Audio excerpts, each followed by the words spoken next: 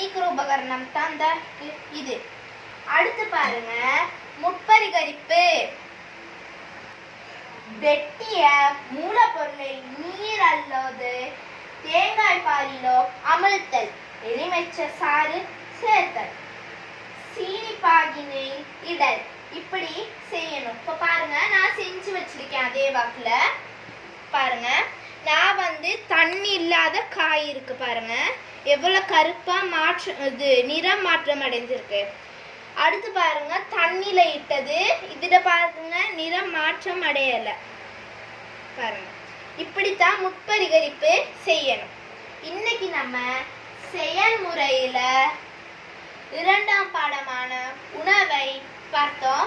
அதுல சமைப்பவர், இடம், கருவி, மூலப்பொருள், முட்பரிகரிப்பு இவைகளை பார்த்தோம். இன்னைக்கு நான் உங்களுக்கு படிச்சு கொடுத்தது புரிஞ்சிருக்கும்னு நினைக்கிறேன். நன்றி, வணக்கம்.